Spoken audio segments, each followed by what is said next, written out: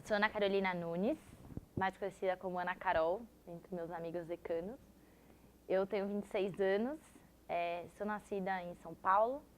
Eu me criei na Zona Leste de São Paulo, vivi na Penha até uns 13 anos e depois fui para o Belenzinho, onde eu morei até uns 21, mais ou menos.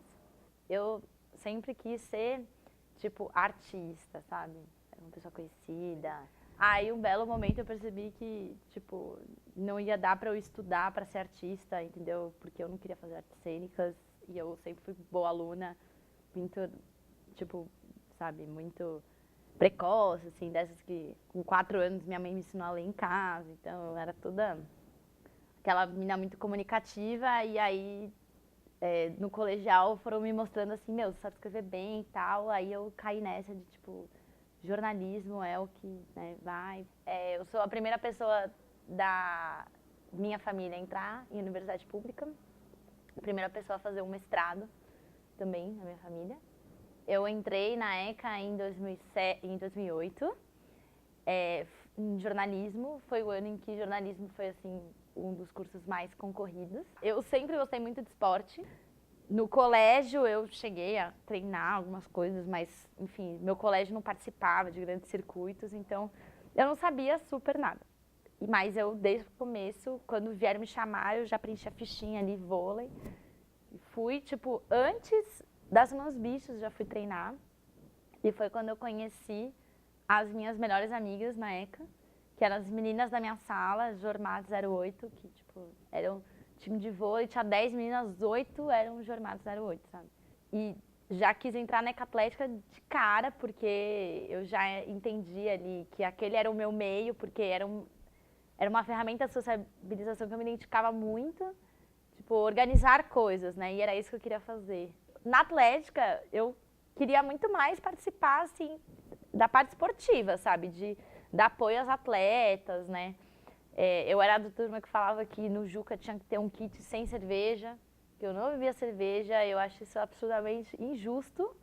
E eu entrei no vôlei desde o começo, mas o que mais me reteve para participar, para de fato vir para a faculdade, eram os treinos. Eu acho que assim, o que define minha trajetória na ECA não é minha trajetória de estudos acadêmica, que eu entrei com 17 anos e, assim como muitas pessoas que entram direto do colégio, a gente não tem maturidade acadêmica. Então, assim, as minhas primeiras disciplinas, eu não sabia o que eu estava fazendo ali, sabe? Tipo, de verdade. Eu achava que eu era uma pessoa inteligente. No meu primeiro ano, eu me senti muito burra e isso foi muito foda, porque eu sempre tive uma autoestima muito boa e, de repente, eu estava sabe, eu não estava entendendo nada. E isso foi muito foda, que nos meus 2 primeiros anos, eu no fim desse ciclo, né, desse biênio, eu estava bem desmotivada quanto ao curso. Porque eu não me sentia capaz, assim, sabe? Eu falava, meu, eu sei escrever e tal, mas eu não me identificava. E a carreira de jornalismo, ele tem um ethos de, tipo, acho que na publicidade também tem isso, né? De que você é bom, assim, se você se dedicar ao máximo. Se dedicar ao máximo, tipo assim, você ficar até 1, 2 da manhã fechando coisa. Eu lembro quando a gente fez o Jornal do Campus, que é um laboratório super difícil, assim, é um jornal quinzenal, tem que ficar aqui acompanhando. Eu não fui editora-chefe nenhuma vez, nem editora nenhuma vez, porque foi na época que eu era presidente da Júnior. E eu falei, eu não vou ser editora porque eu conheço meus limites, entendeu? Eu tô em tantos times, eu dou aula no Redigir, sou presidente da Jornalismo Júnior, eu não vou ser editora no Jornal do Campus porque eu não vou conseguir entregar e eu também não tô disposta a chegar 2 da manhã em casa porque ninguém vai pagar meu táxi, sabe?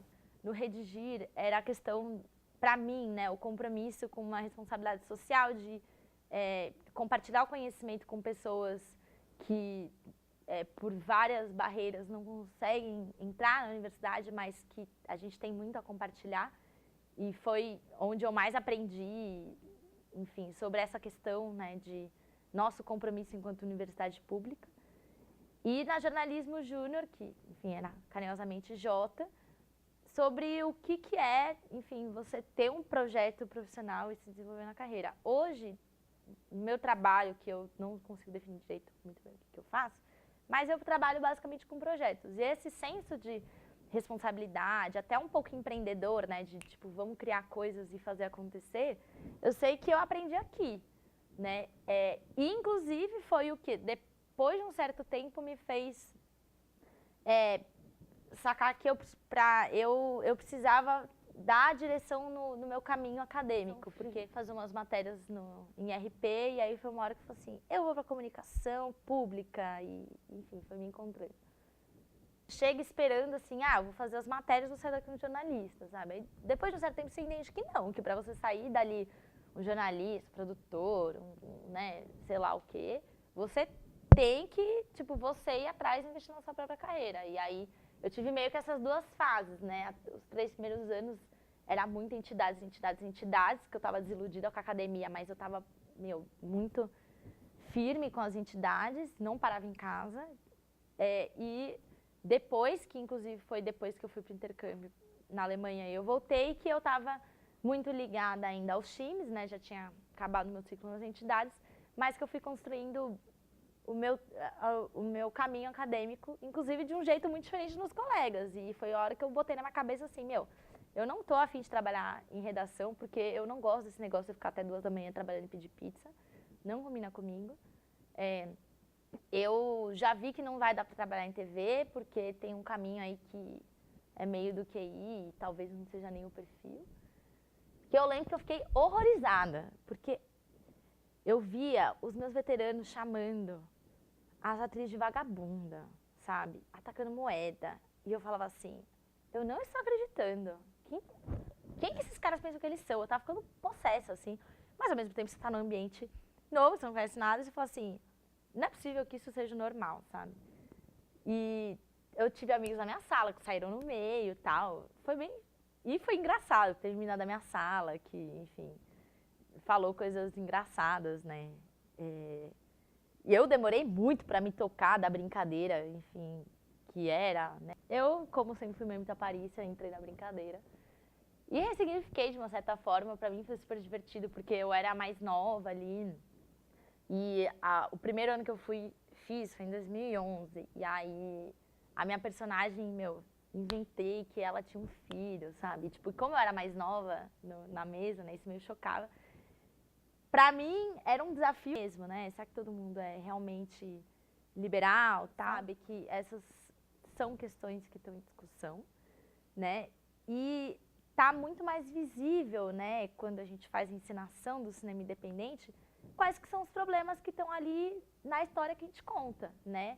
Desde, tipo, da questão do cinema pornô, que ele é super polêmico, né? No feminismo, nas discussões do feminismo em si, né? Da hipersexualização do corpo negro, né? Da LGBTfobia, porque isso está muito forte nos discursos dos personagens. Só que antes essa era uma questão da gente provocar mesmo, para criar como uma alegoria para os alunos o que é o não aceitável, né? Então, tipo, para mostrar para a gente que não era aceitável o comportamento dos nossos veteranos nessa encenação. Eu sou, tipo, 2 gerações para frente do pessoal que me chamou para o cinema independente. Quando eu fiz a primeira vez, eu nem estava formada, porque eu me formei em 2013. Eu, inclusive, estava nos times e quando eu vi que eu ia fazer parte, falei, me tira dos grupos do Facebook, mudei minha foto de perfil para ninguém me reconhecer, sabe? E eu passei o ano inteiro, as pessoas me viam e, tipo, identificavam, você que fez, você que foi a Valdias e tal, mas depois consegui reverter essa persona, né? Inclusive, quando eu fui fazer a primeira vez, eu namorava um outro cara que ele tinha feito ECA, ele fez 2 anos de ECA e ele ficou puto de ciúmes, assim. Ficou morrendo de ciúmes, falou, porque qual que é a imagem que os bichos vão ter de você, não sei o quê. Eu acho que ele ficou com medo de, tipo, eu hipersexualizar a minha imagem diante dos bichos. Tipo, como se precisasse de uma encenação dessa pra isso acontecer, né, gente? Porque o que passa na cabeça dos bichos você não vai controlar. E aí, no final das contas, eu consegui domar ele, e ele participou como plateia. Tipo, e aí eu decidi começar a fazer um mestrado em políticas públicas na Federal da ABC. Foi um momento muito bom pra mim, foram 2 anos. É um mestrado, eu tinha colegas de várias áreas. Eu era a única de comunicação. Ser jornalista me ajudou muito, porque pesquisar é basicamente escrever. E eu era das pessoas que tinham menos dificuldade em escrever. Na Festeca dos Bichos de 2010, ela foi uma festeca que ela ficou na história porque ela saiu até no G1. Porque ela trouxe, tipo, 8 mil pessoas pra prainha. Quando a Festeca dos Bichos era feita na prainha. E, tipo, bloqueou a marginal de tanta gente tentando entrar no P1. E aí, enfim, tinha um cara da ECA que trabalhava no G1, fez uma matéria no G1, aí virou notícia no G1.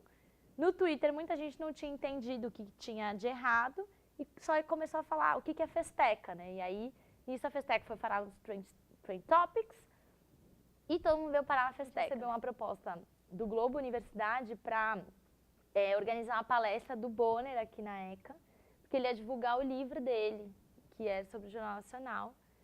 E foi um momento que a gente falou assim, caceta, que legal, vamos trazer o Bonner, não sei o quê. E a gente tá recebendo, finalmente sendo remunerado, tipo, com uma grana decente, né, pra fazer a organização de tudo. Só que, aí a galera caiu matando em cima da gente, porque a gente ia trazer o Homer, né, da Globo, não sei o quê, o pessoal do Calque. E a gente toda assim, né, super tenso, tipo, o pessoal, sabe, segundo, terceiro ano, tipo, o que a gente vai fazer? E aí eles fizeram um cartaz, assim, do Bonner, que era o Homer Simpson desenhado, e tipo, seja bem-vindo à USP, porque tinha uma história de que o Homer, em uma palestra, tinha falado que ele lidava com o telespectador dele como Homer Simpson. Tipo, que é um estereótipo de um homem médio que não tem conhecimentos muito aprofundados, né? E aí, enfim, eles achavam absurda essa frase e exploraram isso nessas boas-vindas. E a gente toda uma contenção de crise, assim, de tipo, ele é nosso convidado, assim. Isso deu ser de várias entidades. Em 2010, não satisfeita, a gente está em 3 entidades, né? Atlética, Jota, Redigir, eu estava nos times. E eu entrei na comissão da Semana dos Bichos, porque os presidentas da Júnior entravam na comissão. E aí, né, vim aí pra fazer...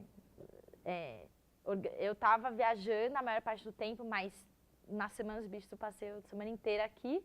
E aí a gente teve a apresentação das entidades e tinha camiseta para todas as entidades que iam se apresentar. E eu tinha que me apresentar em todas. E aí eu, no intervalo de 1 hora, tipo, só trocava de camiseta, sabe? Tinha uma apresentação, eu ia, tipo, colocar uma camiseta por cima, voltava. Algumas eu ficava no cantinho, assim, tipo, da Atlética. Só falava, oi, eu sou DM de Jiu-Jitsu. Aí, tipo, no do Redir eu ficava meio quieta. Aí da J Júnior eu que fui lá falar.